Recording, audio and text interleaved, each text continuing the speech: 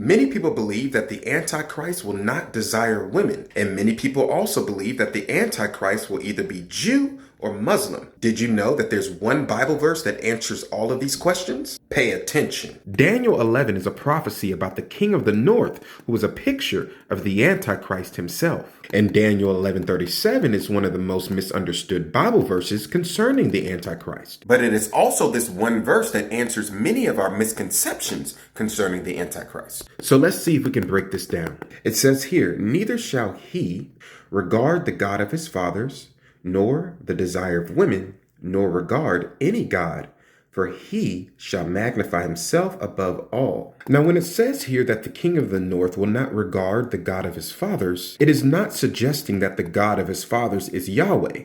And this is why there's a 1 next to it.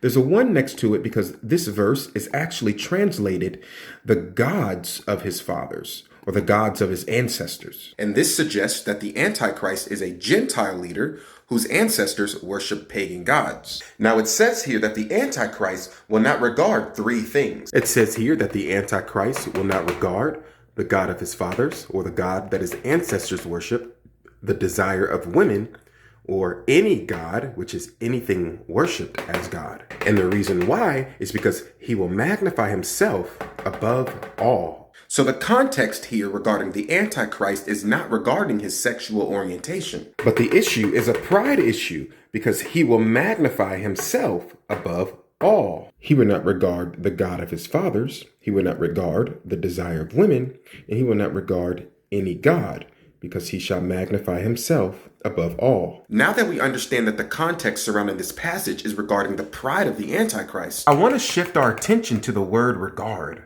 The word regard in the Hebrew can translate to one of these 3 words: consider, give heed to, or observe. Now the phrase, the desire of women, is not referring to the king's desire for women, but it's referring to what women desire themselves. See, as a husband, what's important to my wife should be important to me. But the Antichrist, he doesn't care about what's important to women. He will not consider, he will not give heed to, neither will he observe what women want. And it is the same with God or anything worshipped. Now I want to shift your attention to another Antichrist misconception. Will the Antichrist be a Muslim? Well, it says right here in verse 37 that the king, which is the Antichrist, will not regard, consider, observe, or give heed to the God of his fathers, nor any god. Why is that? He will magnify himself above all. So in other words, he will not be known as a religious man. Why? Because he will magnify himself above all. So, will he be a Muslim? No. Will he be a Jew? No. Will he be a Christian? No. And this coincides with what Paul writes in 2 Thessalonians concerning the son of perdition and the man of sin, which is also known as the Antichrist. It says here, he will oppose and exalt himself above all that is called God, or that is worshipped, so that he as God sits in the temple of God, showing himself that he is God. Now, although the Antichrist will not be known as a religious man, he will be known as a great deceiver. Paul says in 2 Corinthians that Satan himself can be transformed into an angel of light. Therefore, it is no great thing if his ministers also be transformed as ministers of righteousness. And the Antichrist will cloak himself with a false righteousness initially until he is revealed as that wicked one. Look at 1 John 2:18 and 19. Little children, it is the last time, or the last days. And as you have heard that Antichrist, plural, shall come.